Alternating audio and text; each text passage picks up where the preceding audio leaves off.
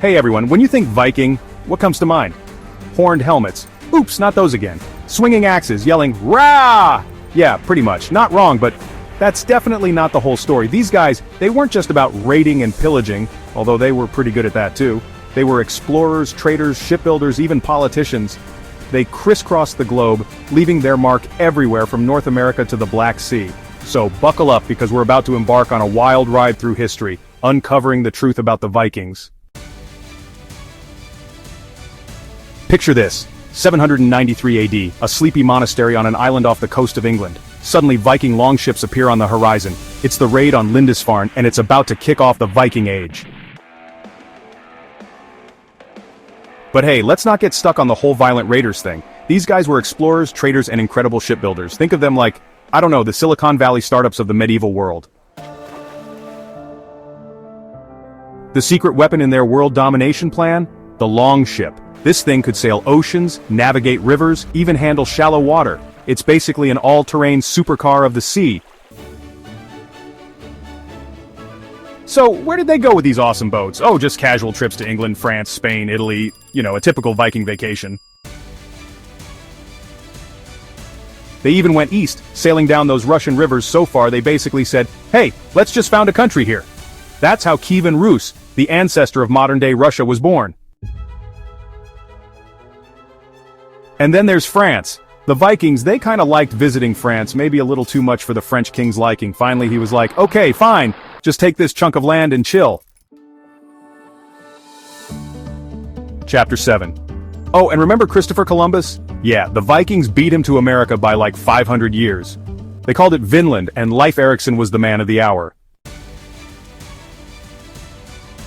Title Sweyn Forkbeard, King of England, now we're talking peak Viking power. The year is 1013, and Danish King Sweyn Forkbeard conquers England. Talk about a hostile takeover.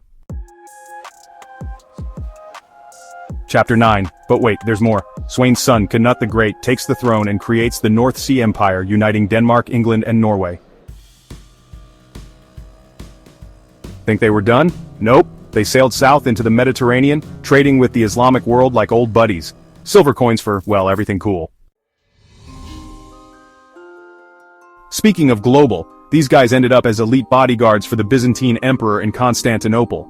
The Varangian Guard, the rock stars of the mercenary world. Of course, we can't forget the Vikings, shall we say, day job. They were masters of combat. Sword, axe, shield, they used it all with deadly precision.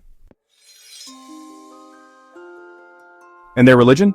Valhalla baby, die in battle, go to a warrior's paradise. That's a pretty good motivator to be a fierce Viking, right? But hold on, what about the ladies? Were there female Viking warriors? The legendary Shieldmaidens?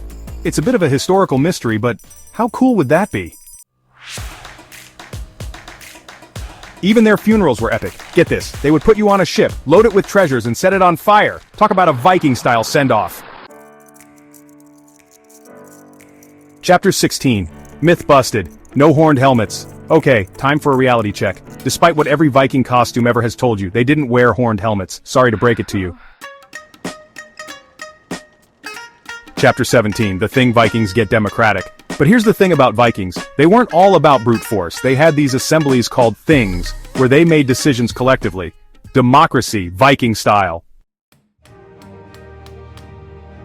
Chapter 18. Shipbuilding masters floating works of art. And let's not forget their shipbuilding skills. These weren't just boats. They were works of art, technological marvels that allowed them to conquer the seas. Trade routes, Vikings on the Silk Road. They had trade routes that would make the Silk Road jealous, connecting the East and West centuries before globalization was a thing. The dark side, Vikings and slavery. Okay, time for a reality check, part 2. As cool as the Vikings were, they weren't perfect. They did practice slavery, which, yeah, not cool. Dublin, a Viking city. Ever been to Dublin? Well, you've got the Vikings to thank for that. They founded the city and turned it into a major trading hub. But remember, they weren't raiding and trading all the time. They had families, farms, and everyday lives just like the rest of us. Runes the Viking alphabet, and they were literate! They had their own alphabet, runes which they carved into everything. It's like ancient Viking graffiti. The end of an era, but like all good things, the Viking Age eventually came to an end. Christianity arrives, the Vikings see the light. Christianity started to spread throughout Scandinavia, and the Viking way of life began to fade. Stamford Bridge, the last stand? In 1066, at the Battle of Stamford Bridge, the Vikings faced a crushing defeat, marking the end of their era. Or was it? William the Conqueror, a Viking twist, plot twist. That same year, William the Conqueror, a descendant of Vikings, conquered England. The Viking spirit lived on. So who really got the last laugh? The Viking legacy lives on, not just in history books, but in our DNA. You might even have a little Viking in you. They were fierce warriors, explorers, traders, and even politicians. But you know what else? They knew how to party. The Vikings lived life to the fullest, and their legend continues to capture our imaginations today. They didn't wear horned helmets, but they loved their beer and honey wine, also known as mead. Raiders, explorers, traders, settlers, elite bodyguards, the Vikings lived life to the absolute fullest. And their legend lives on in games, movies, and TV shows today. So, are you hooked on Vikings now? Want to find out what other crazy and fascinating history stories we'll dig up next? Then smash that like button, hit subscribe. Thanks for watching.